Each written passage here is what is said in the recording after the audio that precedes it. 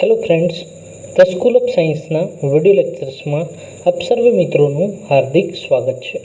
હું છું ગુંજન ચાપાણી અને મિત્રો આજે આપણે વાત કરીશું ધોરણ 11 વિષય જીવવિજ્ઞાન ચેપ્ટર નંબર 5 સપુષ્પી વનસ્પતિઓની બાહ્યકાર વિદ્યા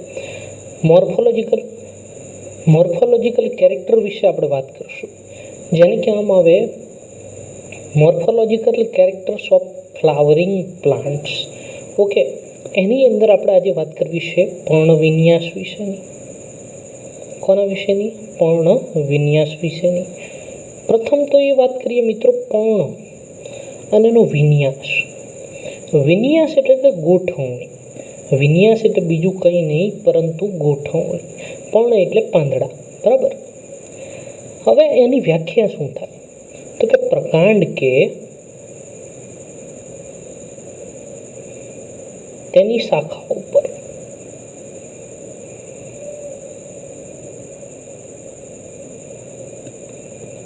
પર્ણની ગોઠવણીને, કોની? પર્ણ એટલે પાંદડાઓની ગોઠવણીને પર્ણવિન્યાસ કહે છે.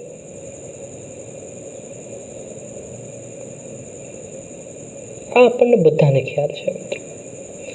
હવે આ ગોઠવણી જે છે મિત્રો 3 પ્રકારની હોય. ગોઠવણી કેટલા પ્રકારની? તો કે 3 પ્રકારની. એકની આકૃતિ દોરીને જે છે મિત્રો હું તમને સમજાવીશ. ગોઠવણી 3 પ્રકારની. પહેલી એકાંતરિત, બીજી સન્મુખ,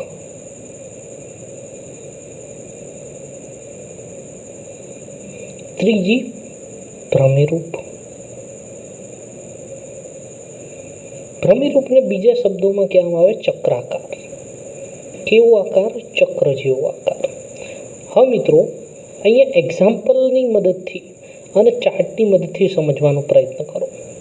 તો કે પહેલું પર્ણવિન્યાસ. પર્ણવિન્યાસના આપણે ઉપર 3 ભાગ પાડ્યા.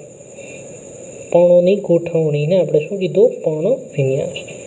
એના 3 ભાગ પડ્યા. આ રીતે જે છે એ લીટી દોરી અને એના 3 ભાગ પાડી દો. આ 3 ભાગ પડી ગયા. હવે આ ટેકનિક એટલા માટે કહું છું કે એની મદદથી જે છે એ જલ્દી યાદ રહેશે. પહેલો કયો ભાગ? એકાંતરિત. બીજો કયો? સન્મુખ. અને ત્રીજો કયો? ભ્રમિરૂપ. હવે આપણે એક્ઝામ્પલ જોઈએ એકાંતરિતના. તો કે રાય, સૂર્યમુખી અને જાસૂદ. ઓકે, આ 3 એકાંતરિતના એક્ઝામ્પલ છે. સન્મુખમાં ફરી પાછા 2 પ્રકાર પડે છે. એક છે સન્મુખ ચતુષ્ક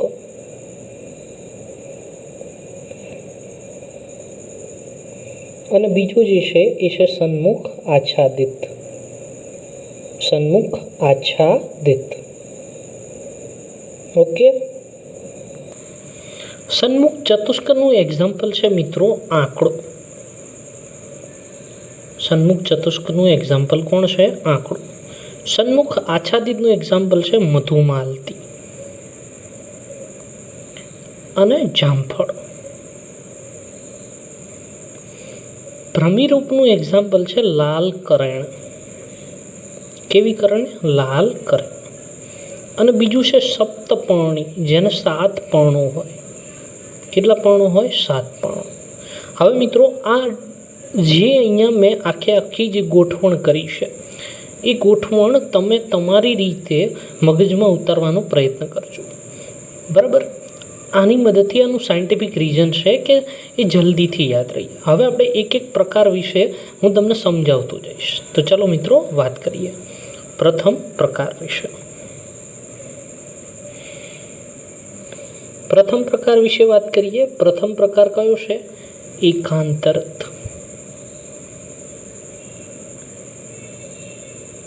પ્રથમ આપણે વ્યાખ્યા વિશે વાત કરીશું. એકાંતરિત કોને કહેવાય? તો કે એક ગાંઠ પરથી એક ગાંઠ પરથી એકાંતરિત રીતે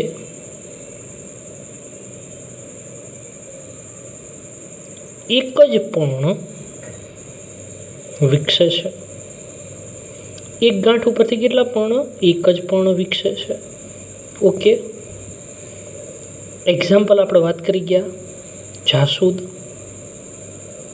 બીજું શું વાત કરીએ આપણે? રાય. અને ત્રીજું સૂર્યમુખી. હવે મિત્રો તમે એનો છોડ જુઓ, અથવા તો એમનું જે પણ કંઈ જાસૂદ જે છે એ થોડુંક મોટું હશે. આ બંને તો એકદમ નાના નાના છોડ જેવા છે. હવે એને જે છે આ મુખ્ય પ્રકાંડ, એમનું શું છે? આ મુખ્ય પ્રકાંડ છે. મુખ્ય પ્રકાંડ. આ પ્રકાંડની પાસે તમે જોશો તો આ રીતે પર્ણોની ગોઠવણી હશે.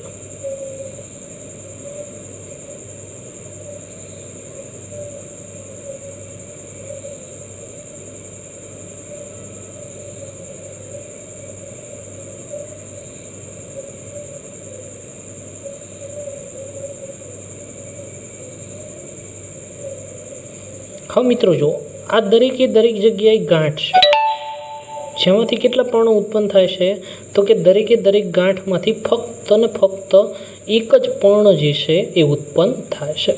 હવે અહીંયા જુઓ, આ એક પર્ણ છે, એના પછી આ બીજું છે, એના પછી આ ત્રીજું, એના પછી આ ચોથું, એના પછી આ પાંચમું. એક પછી એક છે, એટલે એને કેવું કહેવામાં આવે? એકાંતરિત. યાદ રાખવા માટે લખી લેજો, બુક હોય તો. એક પછી એક પર્ણ ગોઠવાય, બરાબર? એટલે એને કેવું કીધું છે? એકાંતરિત પર્ણ વિન્યાસ તરીકે એને ઓળખીએ છીએ. બીજો પર્ણ વિન્યાસ છે સન્મુખ. કેવું છે? સન્મુખ. ઓકે, હવે સન્મુખની અંદર વાત કરીએ તો કે એક ગાંઠ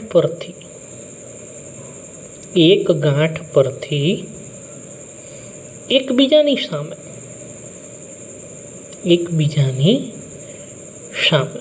અથવા તો સામસામે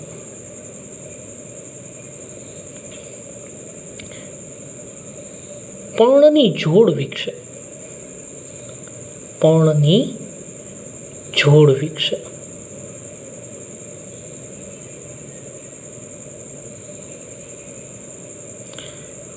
તો તેને સન્મુખ પ્રકારનું.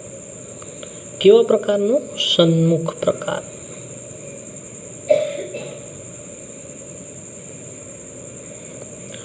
કેવો વિન્યાસ? પર્ણ વિન્યાસ કહે છે. હવે આકૃતિ જુઓ મિત્રો. આકૃતિની અંદર આ જુઓ મિત્રો, આ જે છે એ છે મુખ્ય ધરી અથવા મુખ્ય પ્રકાંડ. શું છે? પ્રકાંડ. આ એક ગાંઠ છે, આ બીજી છે, આ ત્રીજી છે, આ ચોથી છે, આ પાંચમી છે. આ એક જ ગાંઠ ઉપરથી સામસામા બે પર્ણ વિકસે. કેટલા? સામસામા બે પર્ણ વિકસે.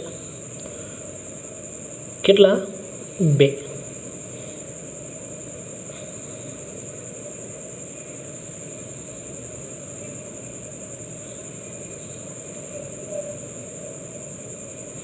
ઓકે, સન્મુખ એટલે સામે સામે અથવા તો સામસામે. એક જ ગાંઠમાંથી બે પર્ણ વિકસે તો એને કેવું કહેવામાં આવે?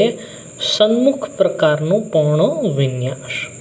ઓકે, હવે મિત્રો આપણે બે વાત કરી હતી. આ છે સન્મુખ આચ્છાદિત, બરાબર? બીજું છે સન્મુખ ચતુષ્ક. સન્મુખ ચતુષ્કની અંદર મિત્રો આ જે એક જ ગાંઠ છે એમાંથી ચાર પર્ણો. કેટલા પર્ણો? ચાર પર્ણો જે છે આ રીતે ગોઠવાય તો એને કેવું કહેવામાં આવે? સન્મુખ ચતુષ્ક. ઓકે, કોની અંદર જોવા મળે? આંકડાની અંદર આ રીતનું પર્ણ વિન્યાસ જે છે એ તમે જોઈ શકશો. હવે જે મિત્રો નેક્સ્ટ આપણો પર્ણ વિન્યાસ છે એ છે ભ્રમિરૂપ. કેવો? ભ્રમિરૂપ. ભ્રમિરૂપના આપણે કોઈ પ્રકાર અહીંયા પાડ્યા નથી. ભ્રમિરૂપ પર્ણવિન્યાસની અંદર આપણે જોઈએ તો કે એક જ ગાંઠ પર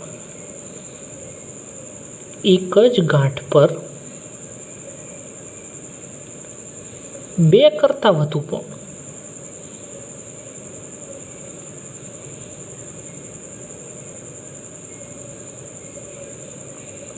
ચક્રાકારે ગોઠવાય.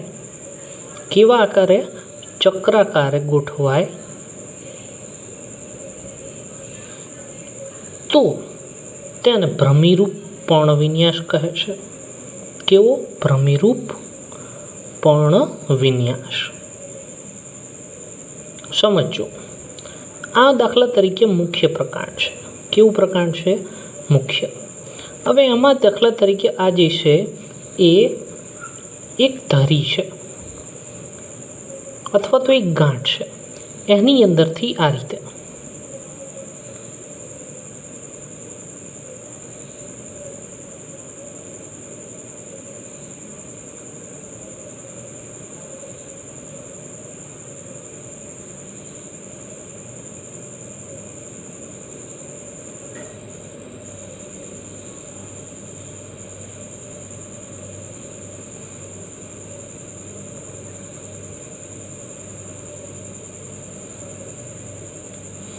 હવે સપ્તપર્ણીની અંદર પર્ણોની ગોઠવણી આ રીતે હોય. એક જ ગાંઠમાંથી 1 2 3 4 5 6 અને 7 પર્ણો ઉદ્ભવે. એક જ ગાંઠમાંથી કેટલા? 7 પર્ણ ઉદ્ભવે. હવે મિત્રો જુઓ, આ એકબીજાને આ રીતે આમ ચક્રાકારે ગોઠવાયેલા તમને દેખાય છે? કઈ રીતે ગોઠવાયેલા છે?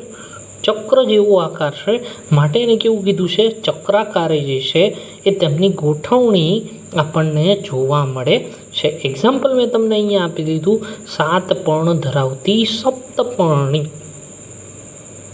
ઓકે, હવે આગળ વાત કરીએ. હવે મિત્રો આપણે વાત કરવી છે એનસીઈઆરટીની અંદર આપેલ પર્ણના વિશિષ્ટ કાર્યો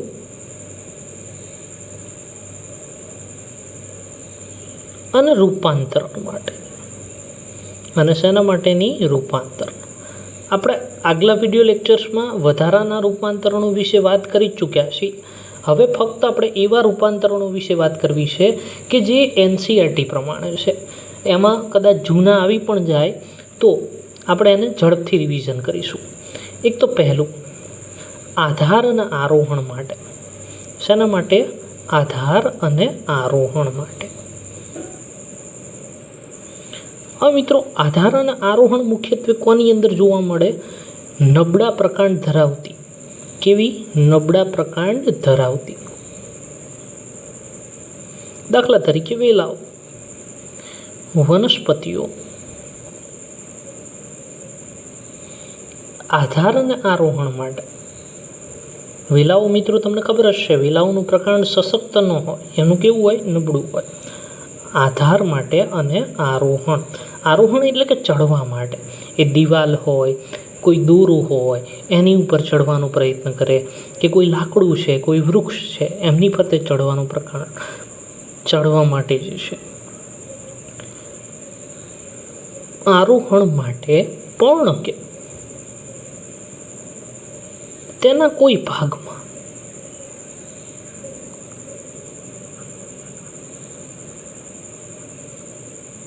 થઈ તેની મદદથી આરોહણ કરે.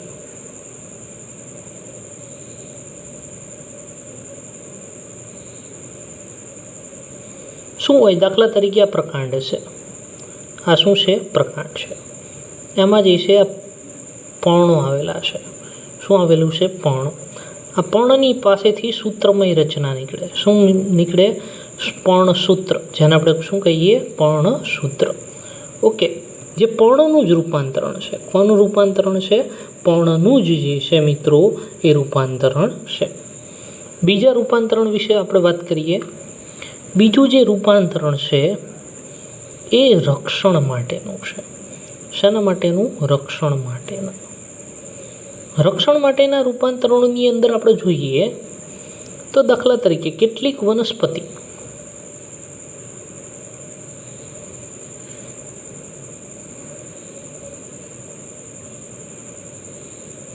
તેમના રક્ષણ માટે કંટકોમાં રૂપાંતરિત થાય.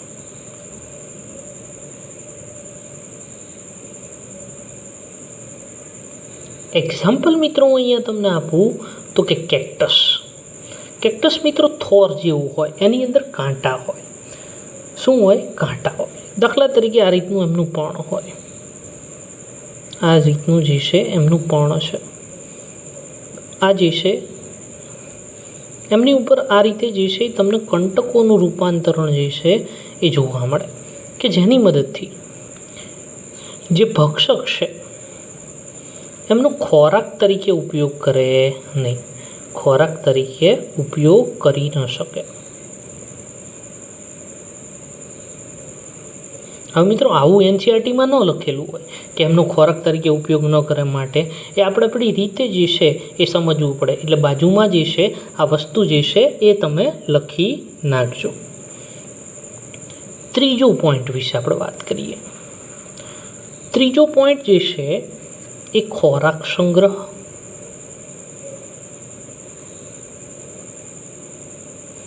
માટે પર્ણના રૂપાંતરણ,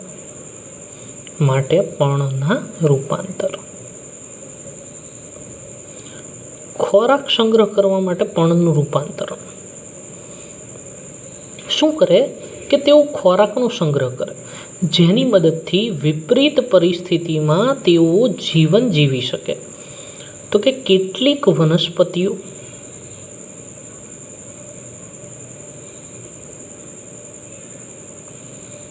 ખોરાક સંગ્રહ માટે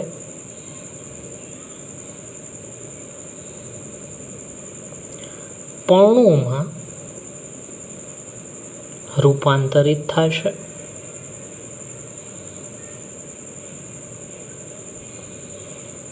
તે પોતાનો ખોરાક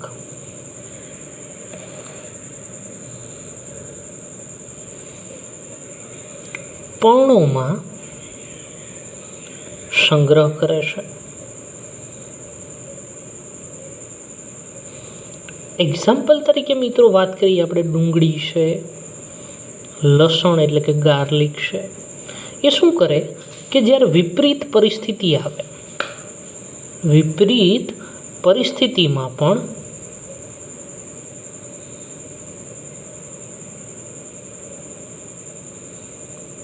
પોતાનું જીવન જીવવા માટે, વિપરીત પરિસ્થિતિ કોને કહેવાય? કે વાતાવરણ અનુકૂળ ન હોય, એવું લાગતું હોય કે વનસ્પતિ જે છે એમનો નાશ થઈ જશે. આવી વિપરીત પરિસ્થિતિમાં પણ જીવન ટકાવવા માટે, શું કરવા માટે? જીવન ટકાવવા માટે આ રીતના રૂપાંતરણ જોવા મળે છે. હવે મિત્રો મારે તમને એક બીજું એક્ઝામ્પલ આપવું છે. ઓસ્ટ્રેલિયન બાવળ. કયો બાવળ? ઓસ્ટ્રેલિયન બાવળ. આ બાવળની અંદર મિત્રો પર્ણો કેવા હોય? તો કે નાના હોય. અલ્પજીવી એટલે ઓછું આયુષ્ય ધરાવતા. અલ્પજીવી એટલે કેવું? ઓછું આયુષ્ય ધરાવતા હોય છે. અને એમનો જે પર્ણદંડ છે એ કેવું છે? લીલો છે. આ લીલો પર્ણદંડ જે છે એ ખોરાક બનાવવા માટે વિસ્તારિત બને. કેવું બને? વિસ્તારિત બને. આપણે કાલે જે છે આના વિશે વાત કરી ગયા હતા. બીજી એવી વનસ્પતિ કે જે કીટભક્ષી છે. કેવી છે? કીટભક્ષી વનસ્પતિ. કીટકોનું ભક્ષણ કરનારી વનસ્પતિ. એની અંદર અર્કઝવર આપણે કાલે વાત કરી હતી, વિનસનો મક્સીપાસ,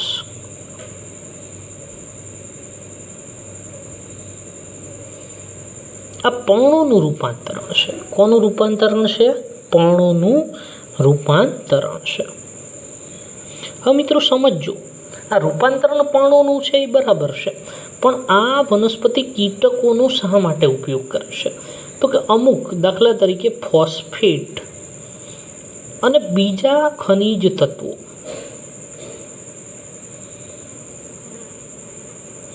નું જમીનમાં પ્રમાણ ઓછું હોય, પ્રમાણ કેવું હોય? ઓછું.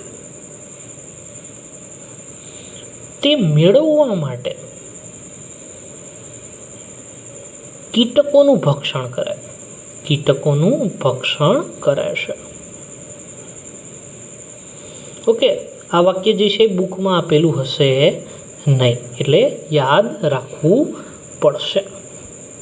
ઓકે, આગળ વાત કરીએ આપણે. આગલો જે મિત્રો આપણો ટોપિક છે, પુષ્પ વિન્યાસ. પુષ્પ વિન્યાસ એટલે પુષ્પોની ગોઠવણી, એને આપણે શું કહીએ? પુષ્પ વિન્યાસ. અને એના પ્રકારો વિશે આપણે વાત કરીશું. પુષ્પ કોને કહેવાય? તો કે પુષ્પ એ સંકોચિત પ્રરોહ અથવા તો રૂપાંતરિત પ્રરોહ છે. કેવો પ્રરોહ છે? રૂપાંતરિત પ્રરોહ છે. પ્રરોહ એટલે અગ્રભાગ વનસ્પતિનો, પ્રરોહાગ્ર, બરાબર. અગ્રભાગે જ મિત્રો પુષ્પનું નિર્માણ થાય વનસ્પતિમાં, કે જ્યાં પ્રરોહનો અગ્રીય વર્ધનશીલ પ્રદેશ, પ્રરોહનો કેવો પ્રદેશ? અગ્રીય વર્ધનશીલ પ્રદેશ. હા મિત્રો, તમે છોડની અંદર તમે જોયું હશે કે છોડની અંદર જે નવી શાખા બનતી હોય, જે નવો ભાગ બનતો હોય, ત્યાં જે કોષો વારંવાર વૃદ્ધિ પામે છે. આપણે કોષોને ન જોઈ શકીએ સિંગલ, એના માટે માઇક્રોસ્કોપની જરૂર પડે, પરંતુ આપણે એ જોઈ શકીએ કે વનસ્પતિમાં વૃદ્ધિ થાય છે. તો આ જે કુમળા ભાગ છે એને આપણે શું કહીએ છીએ? વર્ધનશીલ પ્રદેશ. એ અગ્ર બાજુએ છે, પ્રરોહનો અગ્રીય ભાગ છે, એટલે આપણે એને કહીએ છીએ પ્રરોહનો અગ્રીય વર્ધનશીલ પ્રદેશ. આ અગ્રીય વર્ધનશીલ પ્રદેશમાં પુષ્પ ઉત્પન્ન થવાનું હોય, માટે આને આપણે કેવું કહીએ? પુષ્પીય વર્ધનશીલ પ્રદેશ. અને પુષ્પ ઉત્પન્ન થાય એટલે એ ભાગ પુષ્પીય વર્ધનશીલ પ્રદેશમાં પરિણમે.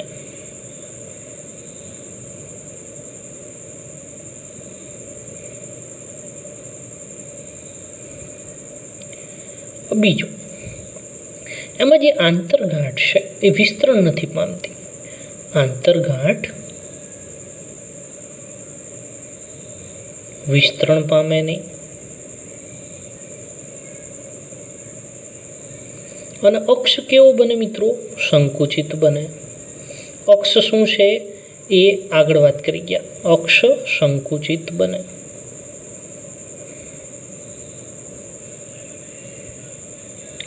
અને સંકુચિત અક્ષની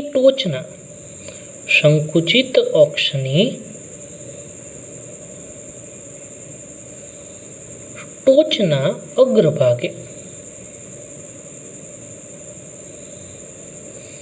ક્રમિક એટલે એક પછી એક, જે ગાંઠ પરની અથવા તો ગાંઠ પરથી પર્ણને બદલે શું વિકસે? પર્ણના બદલે પુષ્પીય વર્ધનશીલ ભાગ, જેમને આપણે શું કહીએ? પુષ્પીય બહિર્વૃત ભેદ. પુષ્પીય બહિર્વૃત ભેદ ઉદ્ભવે. હવે મિત્રો એ કંઈ ન હોય. હવે આ સમજો, દાખલા તરીકે આ ડાળી છે, આ દાખલા તરીકે કુમળી ડાળી છે, એને આપણે શું કહીએ? પ્રરોહ. આ પ્રરોહમાં અહીંયા પર્ણ આવવાને બદલે અહીંયા શું આવે? પુષ્પ આવે. શું આવે? પુષ્પ આવે. એટલે એ ભાગને આપણે કેવું કીધું? પુષ્પીય વર્ધનશીલ પ્રદેશ. હવે અહીંયા જે આ આંતરગાંઠ હોય એ વિસ્તરણ ન પામે, એટલે મોટી ન બને. અને અક્ષ જે છે એ કેવું બને? સંકુચિત બને, બરાબર. અને અહીંયા પુષ્પ આવે. કોને બદલે? તો કે પર્ણ ન ઉદ્ભવે, એને બદલે શું ઉદ્ભવે? પુષ્પ ઉદ્ભવે. હવે આગળ વાત કરીએ. જ્યારે પ્રરોહ અગ્ર, આ જે ભાગ છે એને આપણે શું કહીએ? પ્રરોહ અગ્ર. કે જ્યારે પ્રરોહ અગ્ર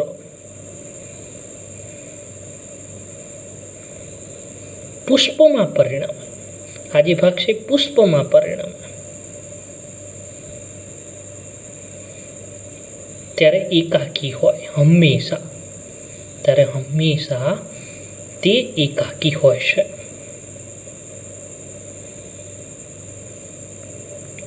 અને આ અહીંયા જે દાખલા તરીકે એકને બદલે 2 પુષ્પ હોય, 3 પુષ્પ હોય, ઘણા બધા પુષ્પ હોય, તો આ પુષ્પની ગોઠવણીને શું કહેવાય? તો કે પુષ્પ વિન્યાસ કહે. શું કહેવાય? પુષ્પ વિન્યાસ કહે છે. ઓકે મિત્રો, આજના વિડીયો લેક્ચર્સમાં આટલું જ. વધુ ચર્ચા આપણે આવતા વિડીયો લેક્ચર્સની અંદર કરીશું. ત્યાં સુધી થેન્ક યુ, આભાર, જય હિન્દ.